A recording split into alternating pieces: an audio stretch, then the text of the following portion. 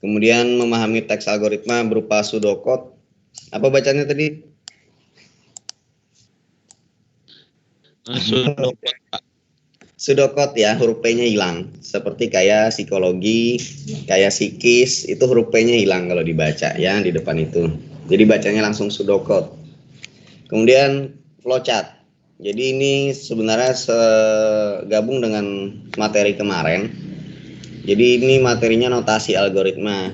Notasi algoritma itu yaitu bagaimana cara kita menuliskan algoritma. Satu deskriptif. Kemarin deskriptif itu ya yang teks algoritma yang kalian ada tugas itu kan. Itu adalah penulisan algoritma yang menggunakan bahasa manusia. Jadi kalian menjabarkan bagaimana algoritma yang kalian pikirkan itu ke dalam sebuah tulisan dalam bahasa manusia. Itu yang deskriptif yang kita pelajari di bab 1 kemarin. Kemudian hari ini lanjutannya yang kedua yaitu flowchart dan pseudocode ya. Not responding. Iya, oke. Ini skema algoritma. Saya zoom lagi deh biar lebih jelas kalian.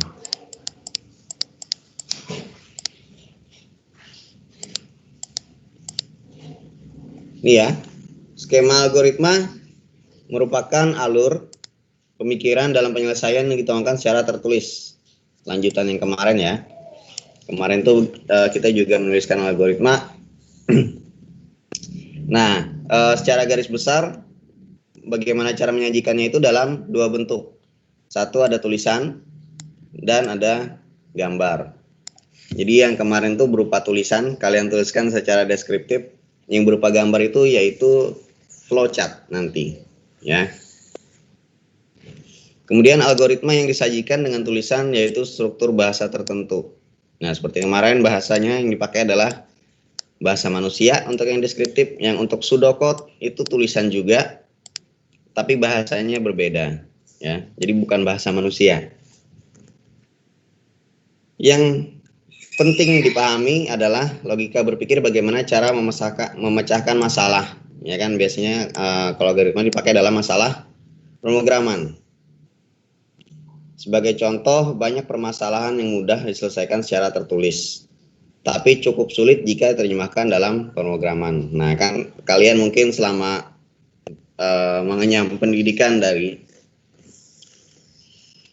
sekolah dasar, sekolah menengah pertama, atau sekolah menengah atas atau kejuruan, kalian kan banyak menyelesaikan masalah, tapi yang tertulis. Misalkan yang programming, mungkin teman-teman dari SMK sudah pernah dapat ilmunya duluan. Sekarang kalau kita di MI ini, informatika,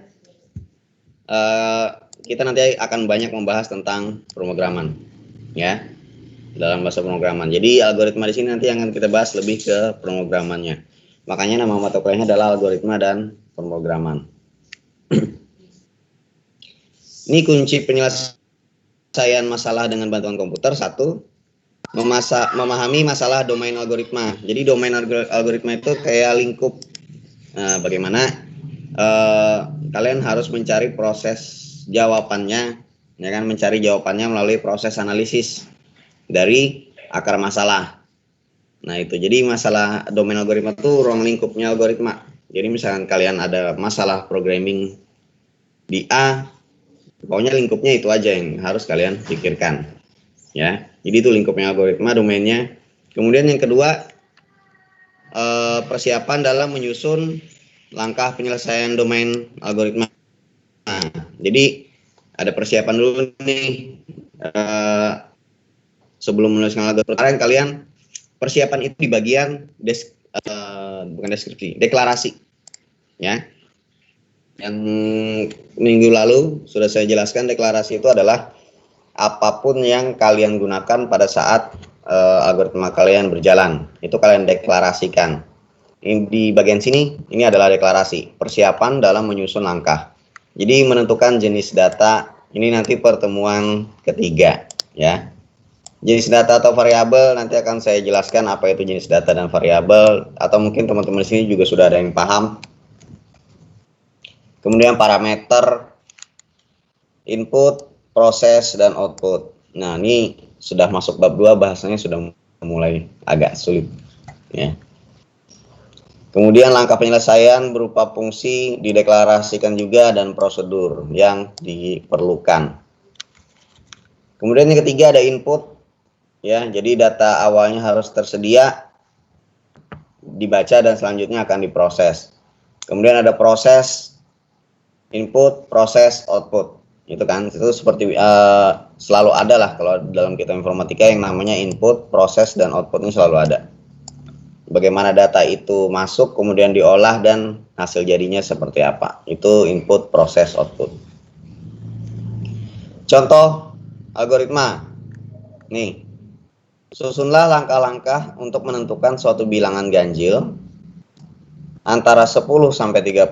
Kemudian tampilkan bilangan ganjilnya kecuali 21 dan 27. Kalau kalian mikir, gampang kan? Iya enggak? Kalau dapat soal seperti ini kan langsung aja bilangan ganjil antara 10 sampai 30, 11, 13, 15, 17, 19, kemudian kecuali 21 kan, kemudian 23, 25, 29, kecuali 21 dan 27. Nah, sekarang bagaimana cara kalian agar komputer itu bisa berpikir yang sama seperti kalian?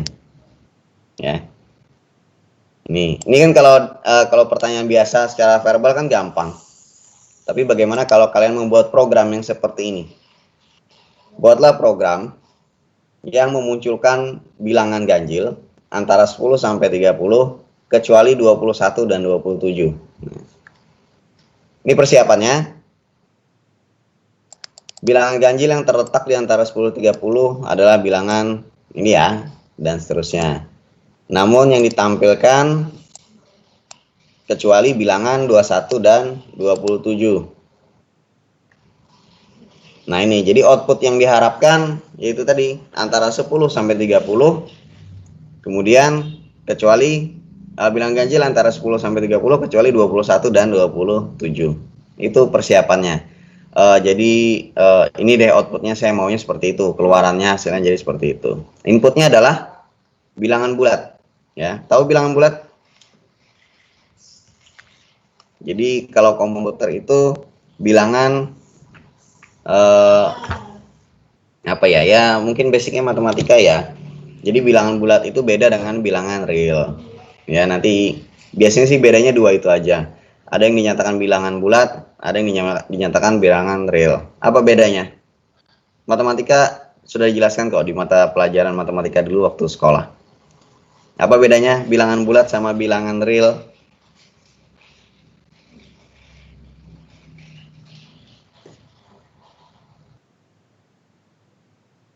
Ayo, ada yang jawab?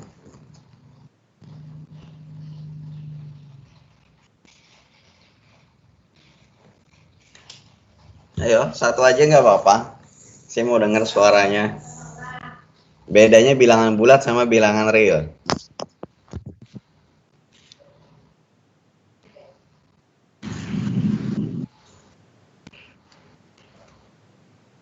Ayo dong, apa dong? Gimana sih contohnya bilangan bulat, gimana sih contohnya bilangan real?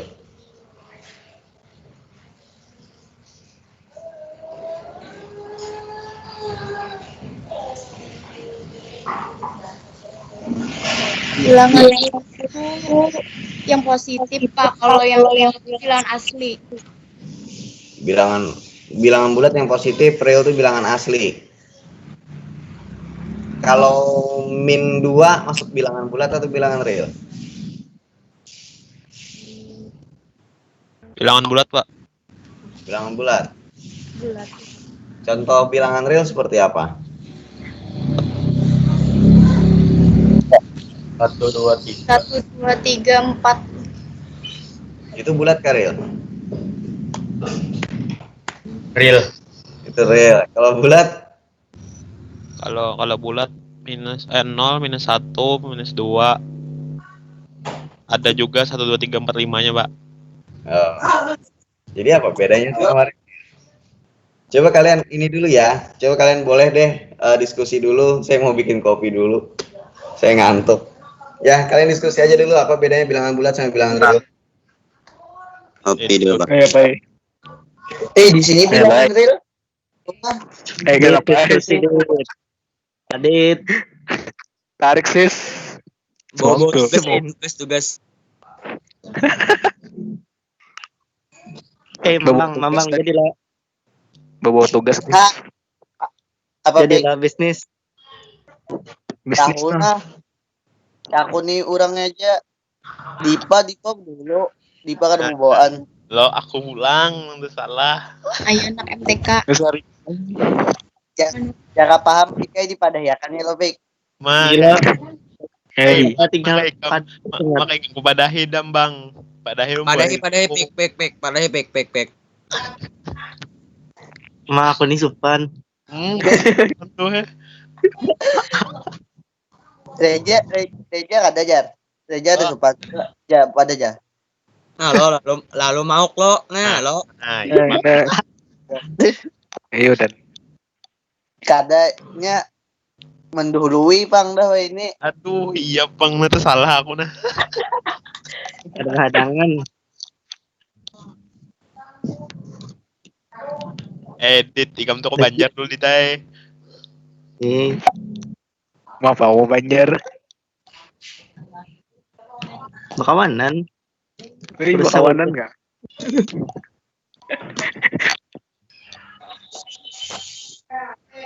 Bang hari ini lah menjadi Amun dibawai 4 ay. nyasa di aja bang dulu. Iya. Emang aku bawa ida asina. Akun kada uangnya akun kada. Nang orangnya tuh kan kada. Ada bapak. Sebentar. Biar ada rame deh. Saya duduk di Iron Throne. Nah, sudah dapat. Loh, saya nggak jadi share layar ya? Mati ya? Masih ada ya? Masih ada, Pak. Bisa ada Pak. Apa tadi jadinya bedanya bilangan bulat sama bilangan real?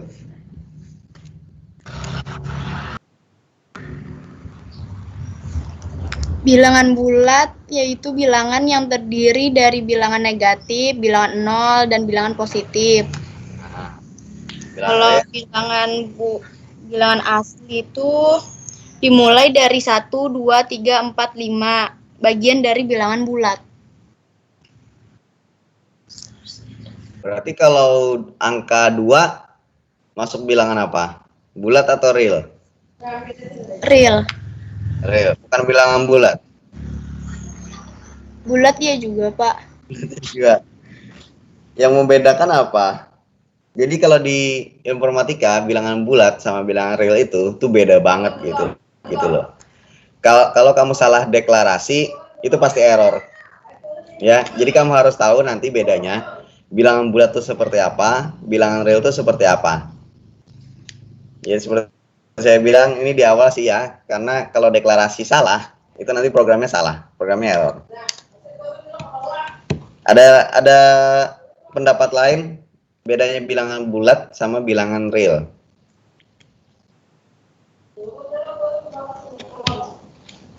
Nah jadi bilangan bulat itu seperti yang dikasih tahu tadi, bilangan bisa berupa negatif, bisa berupa positif ya. 0 juga termasuk bilangan bulat kan, dari bentuknya aja dia udah bulat.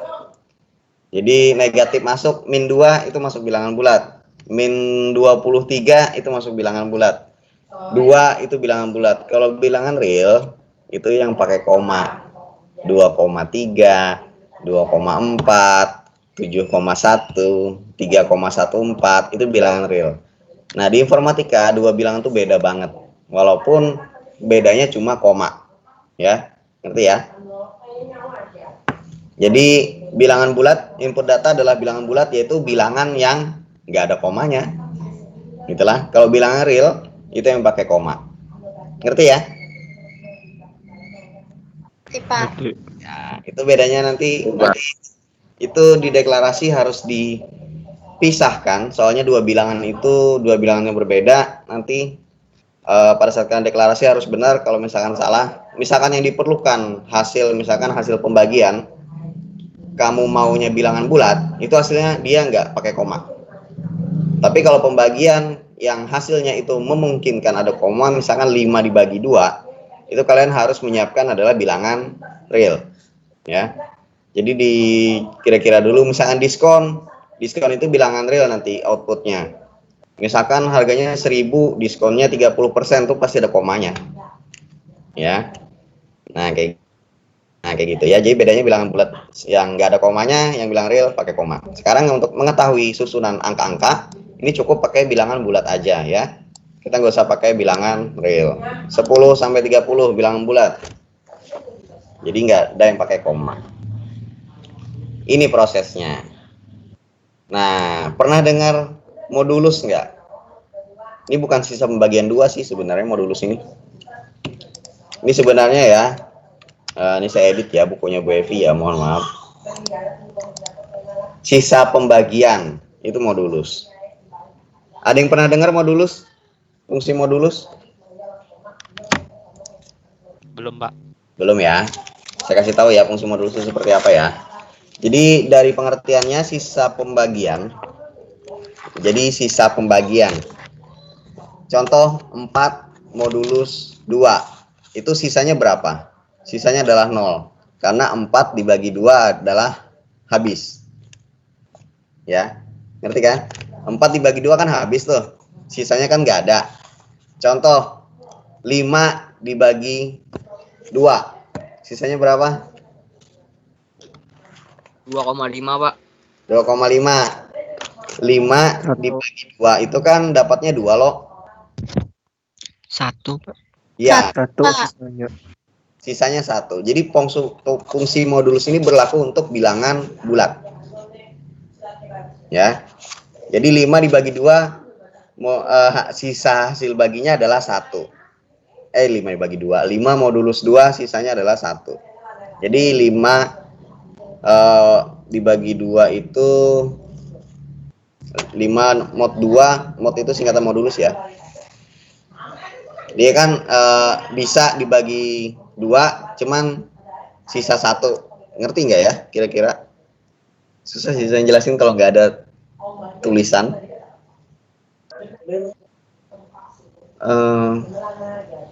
Gimana ya? Ini saya tuliskan aja deh, 5 salah. Wah, pulpen saya habis lagi. Dipakai anak saya. Ada yang masih belum ngerti? Bilang aja, nanti biar saya jelaskan lebih lanjut. Saya ngambil pulpen dulu.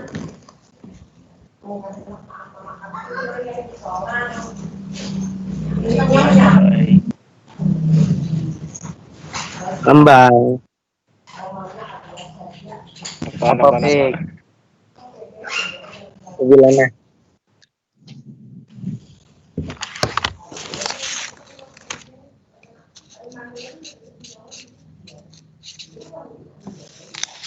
Ini kelihatan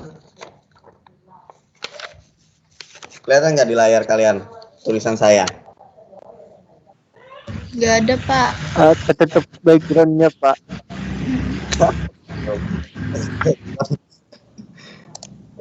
Ada backgroundnya. Saya matikan dulu nih.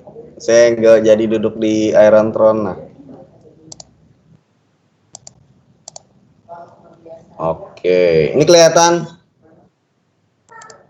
Kelihatan Pak. Tanpa Kelihatan ya. Kelihatan, Pak. Makan kalau kita mata kuliah kayak gini kan? Dalam matematika. Iya, Pak. Nah, Ya. ini sisanya. Karena 1 nggak bisa dibagi 2 lagi kan? Iya, Pak. Nah, ini sisa. Gini Pak. Ini modulusnya. Jadi 5 modulus 2 sisanya adalah 1. 7 modulus 3 berapa? 1. Ya, betul. 1, Pak. 1. Ekstrim lagi lah. Gini Pak. 4 modulus 3 berapa? 1. 0. 0.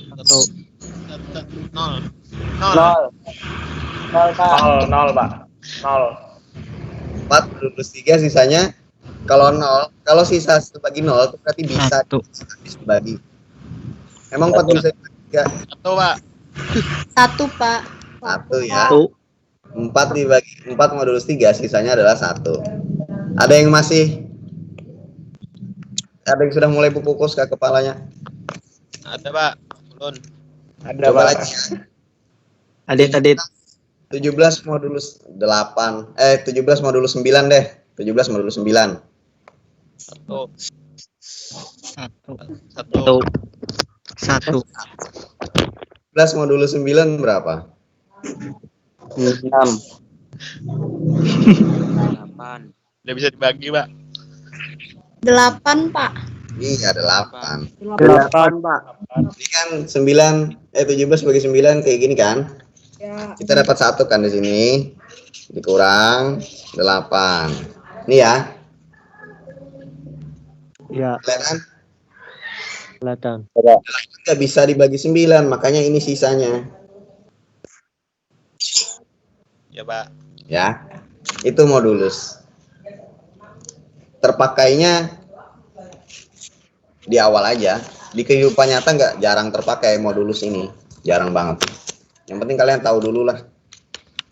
Itu modulus. Jadi maksud beliau, kalau angka itu modulus 2, ya. Kalau sisanya itu 1, berarti bilangan ganjil. Bener nggak? 5 modulus 2, sisanya 1 nggak? Iya, Satu. Pak. 1. Berarti ganjil kan? Kalau 6 modulus 2 berapa? Sisanya? 0. 0. Oh, iya betul. Jadi kalau Bu Evi bilang, ini kan kemarin sudah saya jelaskan, struktur algoritma itu yang nomor 2 ada if, decision, atau percabangan, jika. Nih, ada kalimatnya di sini jika. Jika sisanya itu 1, maka berarti kita pilih yang ganjil. Jika tidak 1 atau 0, maka kita pilih yang genap. Gitu ya. Nah, jika. Jadi algoritmanya seperti ini, decision contohnya, jika sisanya itu 1, maka langkahnya adalah tampilkan bilangan itu. Dia kan menampilkan bilangan genap, bilangan ganjil kan? Nah, jika sisanya 1, tampilkan. Jika sisanya tidak 1, maka tidak usah ditampilkan. Nah, ini contoh decision atau percabangan. Kalian dihadapkan dengan dua langkah yang berbeda. Ini contoh decision ya. Jika sisanya 1, maka langkahnya adalah tampilkan. Jika sisanya tidak 1, maka langkahnya adalah jangan tampilkan. Ini contoh dalam programming decision seperti itu. Kalau dalam kehidupan nyata kan kayak masak mie kemarin ya, kita contohkan. Outputnya berupa bilangan ganjil kecuali 21 dan 7. Ini kan jika juga. Jika bilangannya 21, maka tidak usah ditampilkan. Jika bilangannya 27, maka tidak usah ditampilkan juga. Itu ya. Walaupun dia bilangan ganjil, cuman kalau kita kasih jika bilangannya adalah 21, maka kita nggak usah tampilin. Karena kan di sini maunya kecuali bilangan 21 dan 27. Sudah mulai pusing? Sudah, Pak. Sudah ya? Belum paham, Pak. Hah? Pikri. Nanti kita coba langsung di bahasa programmingnya ya. Gimana sih penggunaan jika ini penggunaan decision. Oh iya, tools yang dipakai nanti adalah Eclipse. Kalian coba browsing, saya tuliskan kayak gini ya. Nih, nama toolsnya adalah Eclipse. Jadi mungkin sepakat sudah sama Bu Evi, kita akan menggunakan Eclipse. Nanti kalian coba download dan coba install dulu. Ya. Oh iya, kalian kan sistem basis data sama Project nggak? Iya, Pak. Tinggi, Pak. Ya. Menginstal langkah-langkah menginstal exam. Sudah, Pak. Nah, nanti kalian Iya, tuliskan langkah menginstal Eclipse, tapi dikumpulkannya nanti. Simpan aja dulu, jadi nanti kalau tugasnya ini keluar, tinggal kumpul. Pasti kok nanti saya keluarkan tugas ini. Ya, Pak. Tapi Iya, Pak. tidak sekarang. Nanti deh, sekarang lain lagi tugasnya. Ya, nanti kalian coba didokumentasikan bagaimana kalian menginstal Eclipse di komputer masing-masing. Contoh nomor 2, membuat langkah untuk mengirimkan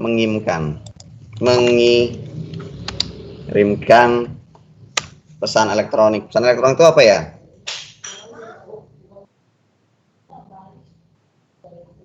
Email ya. Seperti Gmail, WhatsApp tuh ya, Pak.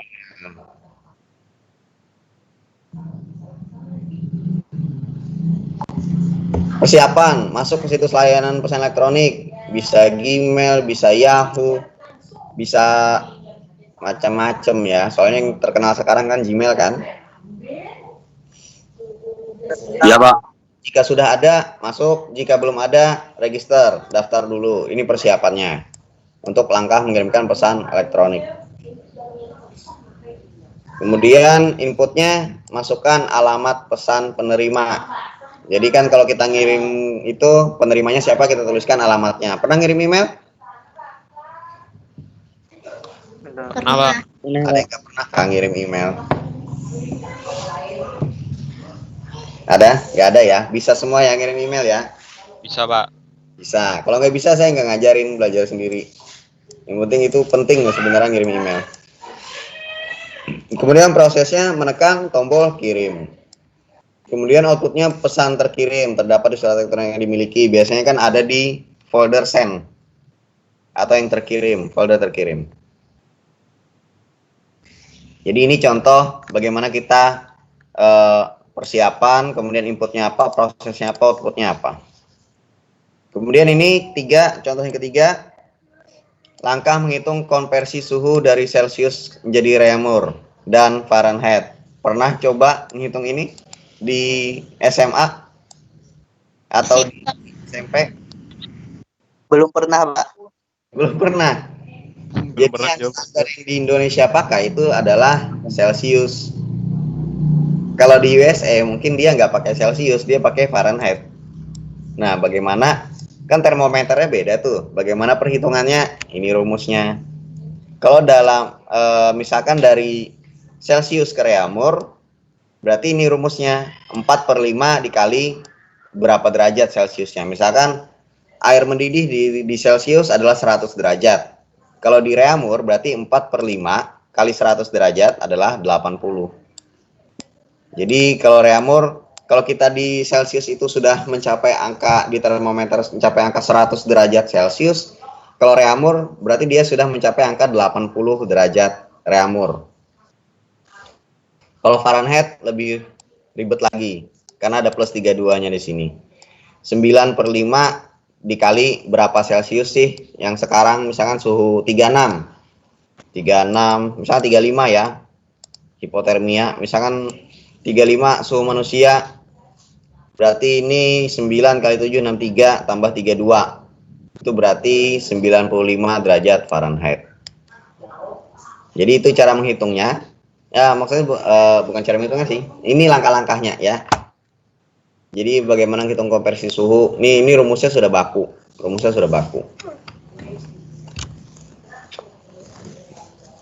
Jadi yang sebelum membuat itu kalian harus ada persiapan dulu, kemudian input datanya apa, prosesnya bagaimana, kemudian outputnya yang diharapkan apa. Ada pertanyaan?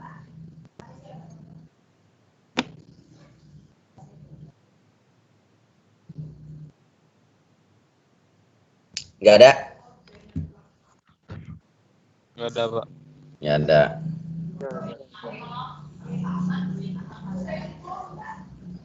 Bentar, binak dulu lah, istirahat dulu. Iya, Pak. Iya, Pak.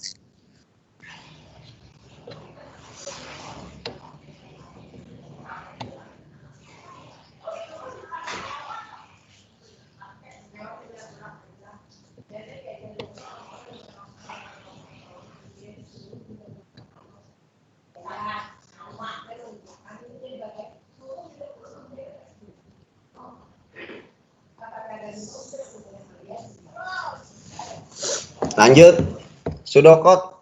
Apa itu pseudocode? Ini saya kasih miring. Apa itu pseudocode? Jadi ini berasal dari dua kata. Pertama pseudo dan code. Yang biasa ngomong bahasa Inggris di rumah apa? Tolong artikan dong.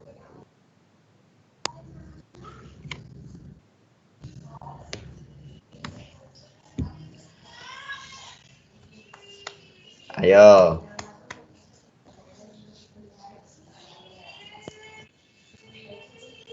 Code ini apa code? Artinya apa code nih? Kode, Pak. Kode. Sudo? Semu. Sudo harus tahu. Samaran. Hah? Semu. Semu, betul, semu. Jadi ini penjelasannya. Menyerupai ya, sudo itu semu atau menyerupai. Jadi gini, adalah kode yang menyerupai dengan penjelasan cara menyelesaikan suatu masalah. Pseudocode ini sebenarnya dia bagaimana cara kita menuliskan algoritma menggunakan pseudocode itu bagaimana, maksudnya bagaimana kita menuliskan dalam bahasa yang mirip dengan bahasa pemrograman, ya. Jadi pseudocode menggunakan simbol-simbol yang mirip atau menyerupai kode dengan bahasa programan tertentu. Jadi ini sebenarnya pseudocode ini bukan bahasa programannya yang baku, tapi dia mirip. Karena dia menggunakan simbol-simbol yang menyerupai kode pemrograman. Jadi dia kalau kalian jalankan menggunakan pseudocode ini pasti error karena dia bukan bahasa sebenarnya. Dia cuma mirip aja.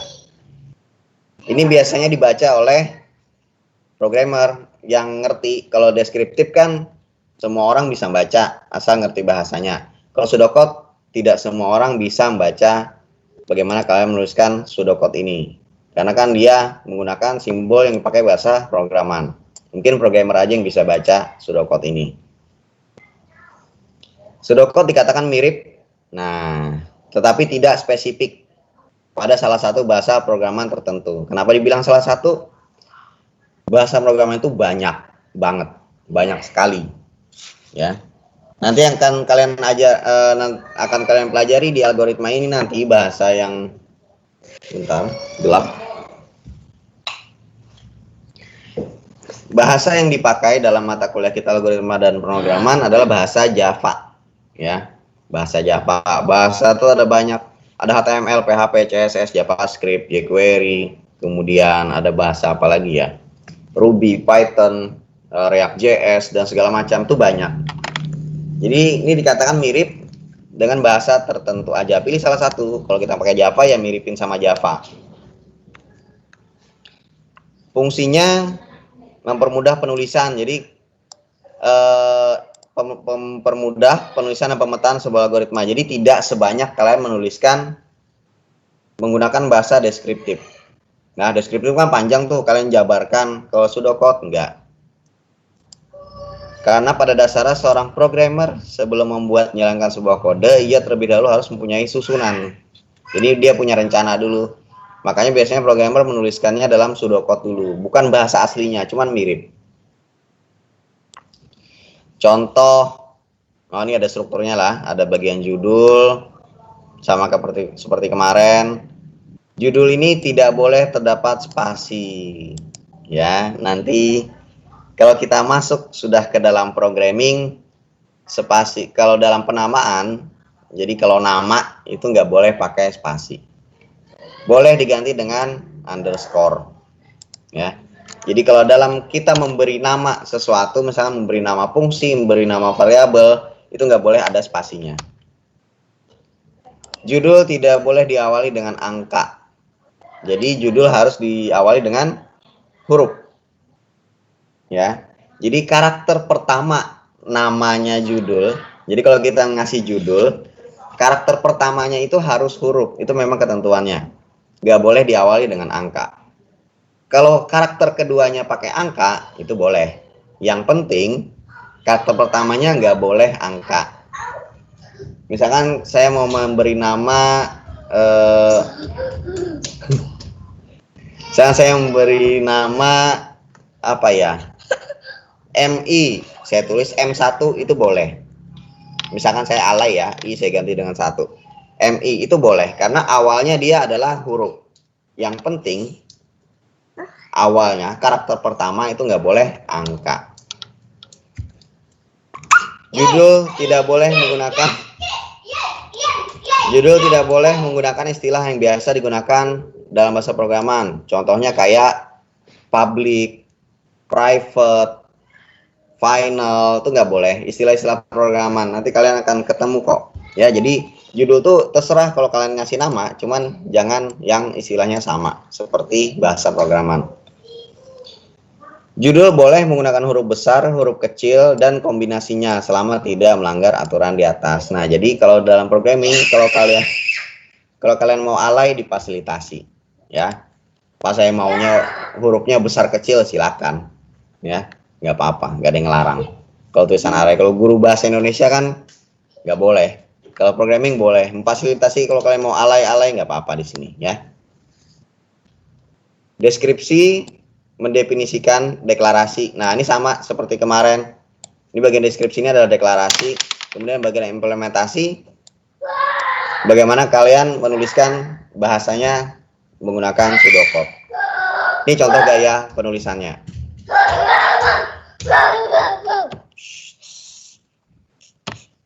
Ini program cari sisi miring. Ini judul ya. Nah, ini kan boleh nih disisipkan huruf kapital di sini, huruf kapital di sini. Ini boleh huruf kapital di sini. Tapi yang penting nggak boleh ada spasi. Ini nama, ini judulnya di sini. Nah, nggak boleh ada spasi. Kalau mau seperti ini, boleh. Senyamannya kalian memberi nama, ya. Yang penting nggak ada, boleh ada spasi. Kemudian di deklarasi, nah ini ada integer, nanti akan saya jelaskan di pertemuan selanjutnya. INT ini apa? Float. Kemudian algoritma, ini bagian implementasi. Nah, ini bahasa yang mirip bahasa programan. Kalau saya lihat sih ini mirip bahasa Pascal.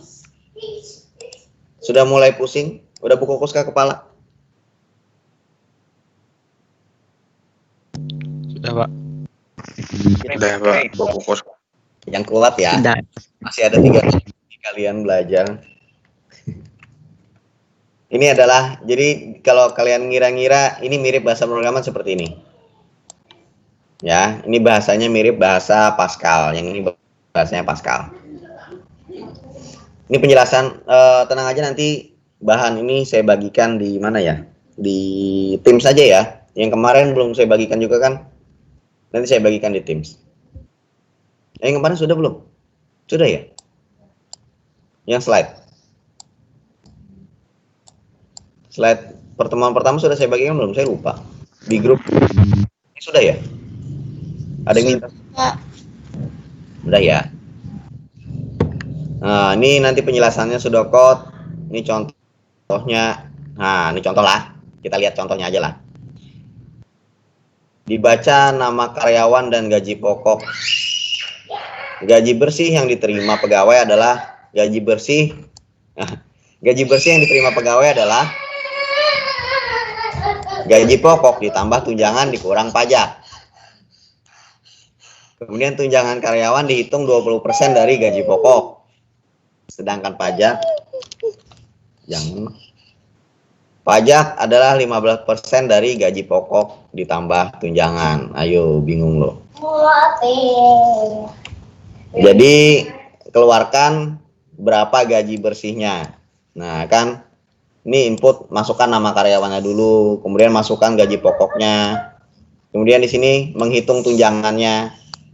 Ikut jangan sebentar ya.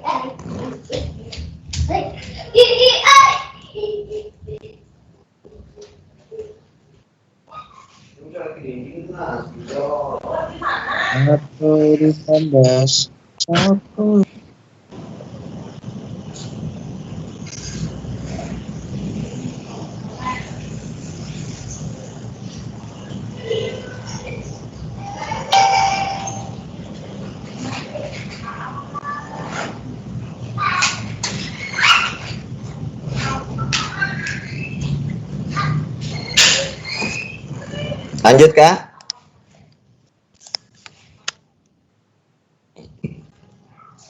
Ini nilai tunjangan adalah 20% dari gaji pokok. Ini nilai pajak adalah 15% dari gaji bersih. Ini kan gaji bersih, bukan gaji bersih, gaji pokok tambah tunjangan. Gaji bersihnya adalah gaji pokok tambah tunjangan dikurang pajak. Kemudian keluarkan hasilnya. Namanya siapa, gaji bersihnya berapa. Ya, jadi algoritmanya seperti itu. Untuk menghitung gaji, ini algoritmanya. Pertama, gajinya siapa. Yang kedua, suara saya masih jelas. Masih Pak. Jelas, Pak. Masih, Pak. Iya, ada masalah listrik. Masih Bang. Kan soalnya di rumah saya baru aja nih ada masalah listrik. Semoga aja modem saya ini nggak mati. Ini kan pertama namanya siapa, kemudian masukkan gaji pokoknya berapa. Kemudian langkah selanjutnya kita mencari berapa nilai tunjangan. Langkah selanjutnya berapa nilai pajak. Kemudian langkah selanjutnya berapa nilai gaji bersihnya. Langkah selanjutnya tampilkan nama dan gajinya. Jadi gitu algoritma ya. Ini algoritmanya sih sekuensial, berurutan. Jadi untuk mencetak nama dan berapa gajinya, kita harus tahu dulu namanya siapa, gajinya berapa, tunjangannya berapa, pajaknya berapa, gaji bersihnya berapa. Itu contoh algoritma ya. Ya kan? Oke, nanti akan banyak ketemu lagi di kasus programming. Ada pertanyaan sampai sini? Kalau bertanya itu pahamkah, kada mengerti sama sekali? Kada mengerti Pak. sama sekali, Pak. Ya.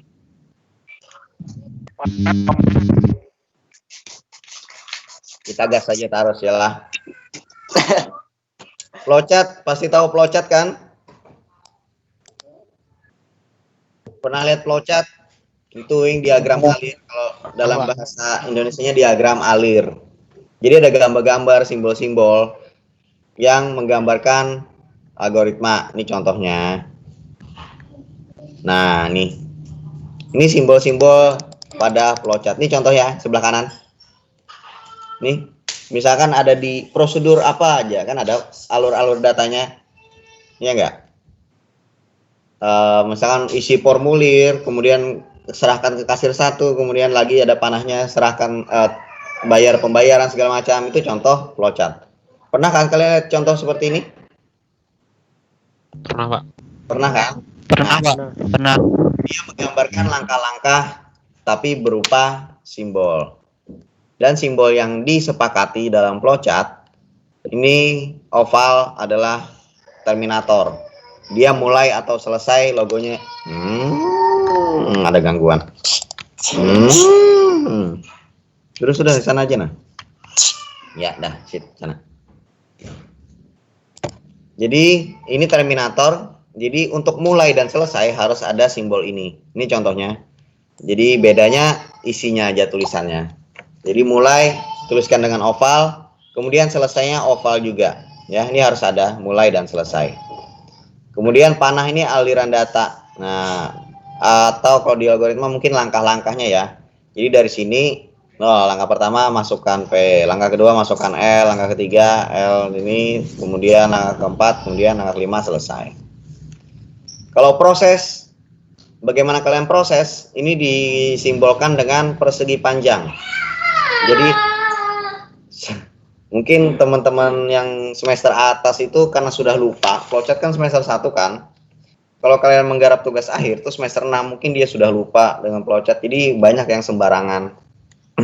Nulis simbolnya itu banyak sembarangan.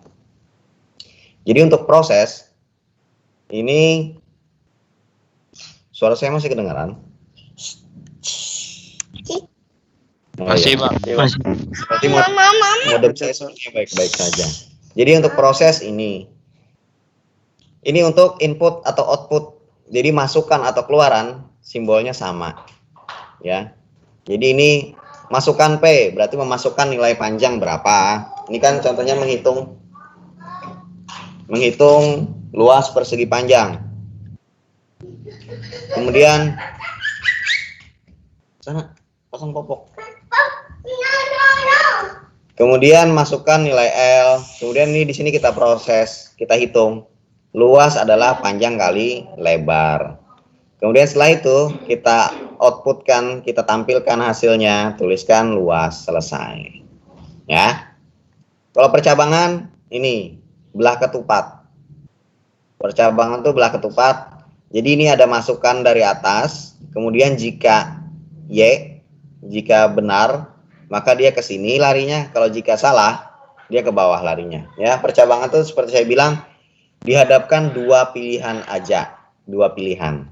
Ya atau tidak.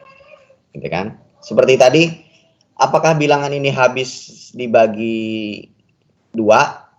Kalau kada habis, kemana? Kalau habis, kemana? Nah, gitu. Ini contoh percabangan.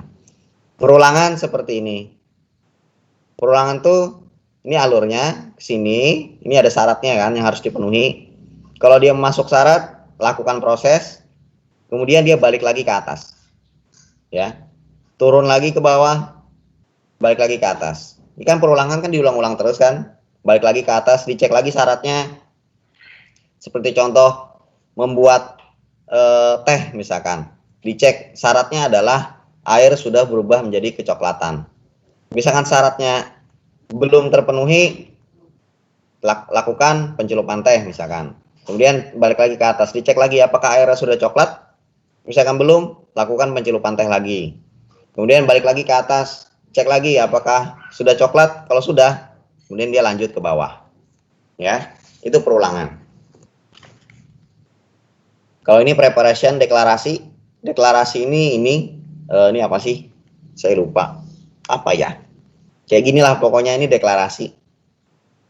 Deklarasi nanti variabel apa aja, prosedur apa aja ini deklarasi simbolnya. Kalau ini prosedur atau fungsi.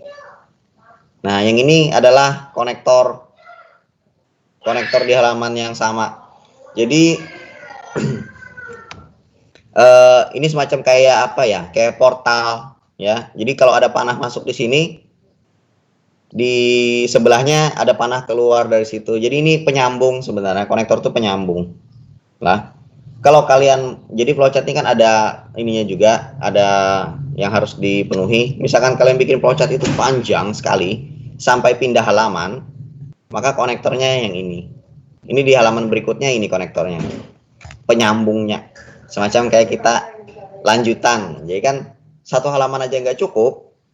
Ini masuk ke sini dulu, kemudian di halaman sebelahnya muncul ini di atasnya. Keluarkan dari sini alurnya. Jadi ini penyambung. Jadi sebenarnya kalau kalian ketemu ini, flowchartnya masih belum selesai, masih menyambung di halaman selanjutnya, gitu. Ya, ini konektor. Ini contoh flowchart tadi, yang tadi ya.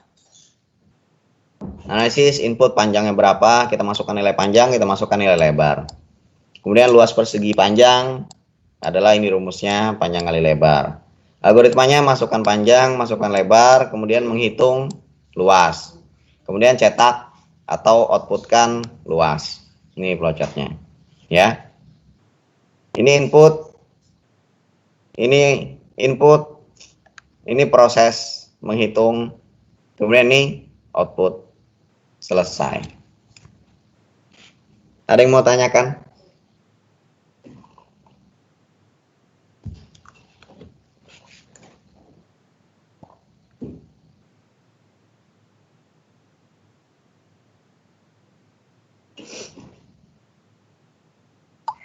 Pak, masih bingung di percabangan, Pak.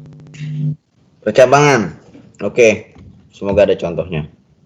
Nih. Jadi kalau nilai mahasiswa misalkan lebih dari 70, maka tuliskan keterangan lulus. Jika nilai mahasiswa kurang dari 70, maka tuliskan tidak lulus ini. Nah, ya. Tuliskan dulu nama mahasiswa dan nilainya. Kemudian di sini ada percabangan. Nilainya itu lebih dari 70 enggak? Kalau lebih dari 70, dia ke sini. Ngerti ya? Kalau kurang dari 70, dia ke sini. Iya, Pak. Ini sebenarnya saya kurang setuju sih kalau pakai proses. Saya lebih setuju jarang-jarang karena ini output. Nanti saya bahas sama Bu Evi. Nah, ini contoh percabangan ya. Jadi masukkan nilai, misalkan kalian ya, kalau nilainya 60 maka lulus, kalau di bawah 60 kayak gini juga maka tidak lulus. Jadi masukkan nama dan nilai, kemudian nilainya itu dicek. Kalau dia lebih 70, ke sini dia larinya. Ini seharusnya sih Y, ada Y-nya, ada keterangan Y-nya di sini T, tidak. Jika ya dan jika tidak. Nah, kan? Jika ya, dia ke sini, kemudian lanjut ke sini. Nah, ya kan, tampilkan nama dan nilai. Kemudian jika tidak, dia ke bawah. Itu contoh percabangan. Karena kan kita dihadapkan 2 cabang, tergantung jalan mana yang kita pilih. Ya, nah. Ini jalan jadi Hokage, ini jadi rakyat biasa. Misalkan kayak gitu. Ya, ini percabangan. Ini contoh penerimaan mahasiswa baru. Calon mahasiswa datang bagian pendaftaran, membeli mengisi formulir, membayar uang kuliah. Kemudian mengumpulkan persyaratan. Jika persyaratan sudah lengkap, nah biasanya kalau ada jika, ini percabangan. Nah, kemudian jika tidak, maka akan kembali lagi ke proses. Ini perulangan. Akan kembali lagi ke proses pengumpulan persyaratan. Kemudian jika sudah lengkap, menerima kartu mahasiswa, kemudian jadwal orientasi kuliah, mengikuti orientasi dan kuliah. Ini contohnya. Ya. Mulai, kemudian datang pendaftaran, membeli formulir, membayar administrasi, mengumpulkan persyaratan, kemudian menyerahkan persyaratan. Nah, ini kan ada percabangan sini, sama sekalian perulangan. Jika lengkap, lanjut. Jika belum lengkap, ulang lagi dari tahap sini. Dari tahap mengumpulkan persyaratan. Kalau persyaratannya belum lengkap. Turun lagi ke bawah, dicek lagi. Belum lengkap lagi, balik lagi ke atas. Ini namanya perulangan ya. Kalau ada panah balik ke atas itu perulangan. Kemudian kalau yang ada 2, ini berarti percabangan. Kemudian kalau lengkap, sudah lanjut sampai selesai. Ada yang mau ditanyakan?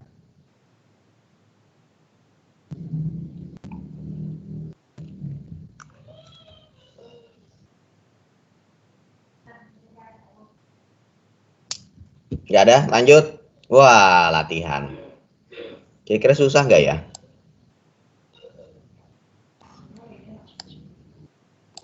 Ini kayaknya lebih susah ya. Jadi gini aja deh. Untuk latihan kalian baca dulu. Kalian cukup bikin flowchart aja, nggak usah pakai pseudocode. Membuat flowchart bebas. Di Microsoft Word cari aja gambar-gambarnya. Yang kotak kayak apa, kemudian jajaran genjang. Nah, anak bertulis tangan, nggak ada apa-apa, di foto. Nah, ngerti? Ini yang tadi algoritma menentukan suatu bilangan itu ganjil atau genap. Jadi kalian masukkan satu bilangan aja. Kemudian ini kan satu bilangan inputannya. Kemudian dicek. Kalau misalkan dia mod 2 itu sama dengan 0 berarti genap seperti yang kita bahas tadi. Kalau sisanya 1 berarti ganjil. Kemudian tampilkan. Udah itu aja. Bisa pakai flowchart. Flowchart aja, nggak usah pakai pseudocode. Bisa ya?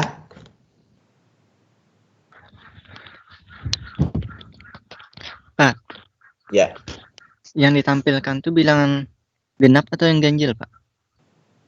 Tampilkan bilangan. Jadi kalau misalnya bilangnya itu genap, tampilkan genap. Kalau bilangnya itu ganjil, tampilkan ganjil. Contohnya tuh mirip banget kayak ini. Iya, Pak. Nah, ini kan. Kalau lebih dari 70, tampilkan lulus. Kalau tidak lebih dari 70, tampilkan tidak lulus. Dia mirip banget seperti ini. Ya. Iya, Pak. Oke, nanti saya share deh ininya sekalian. Bab 2. Biar kalian bisa sambil lihat. Mirip banget sebenarnya. Gak apa-apa lah. Ada lagi yang mau ditanyakan? Nanti saya tuliskan di assignment, bukan assignment ya, assignment atau tugas, dan materinya nanti saya share di files di Microsoft Teams juga.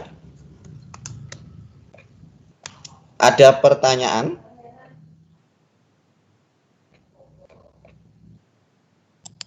Wah, Kak Dani sudah buku pusing kepala berarti sudah.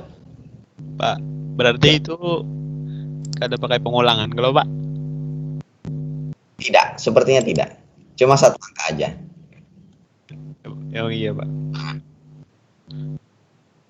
Ada lagi? Ini makin lama kita kan kesian saya, kalian otaknya sudah pindah di rumah. Kalau pindah ada orang-orang mencium bau hangit tuh berarti sadangnya sudah. Pak, materi yang tadi itu Bapak share ke file nggak Pak? Iya, nanti saya share di file ya. Oke Pak, makasih Pak. Ya. Mana ada lagi kah pertanyaan? Atau sudah anak mabar kah sudah nih? Pikirannya mabar aja sudah. Anak sarapan ya Pak emang. Lupa saya ini diri ya, saya belum sarapan juga deh. Kita biar cepet aja ya, biar sama-sama sarapan ya. Kalau tidak ada pertanyaan lagi, oh iya, kumpulkannya kapan ya? Hari ini hari apa? Hari Senin. Hari apa ya? Kalau bisa lama, Pak. Banyak Senin, lupa, Pak. Bikin satu flowchart aja semingguan lah. Ya Allah, astagfirullahaladzim. Hari Rabu malam. Kayak biasa, Rabu malam. Gimana? Hari ini Senin kan? Jam 2 tes ya Pak? Iya, jam 11.59 Pak. Betul Pak. Hah? Jam 11.59 hari Rabu. Iya pasti. Oke? Oke Pak. Hari ini Oke, Pak. Selasa, Rabu. Mau bikin satu flowchart aja 3 hari. Kecuali kalian bikinnya lewat poster, kemudian dicetak, baru dikumpulkan spanduknya ke saya tuh wajar. Mingguan. Oke, kalau tidak ada pertanyaan lagi, saya rasa pertemuan kita hari ini cukup sampai di sini. Terima kasih atas partisipasi kalian semua.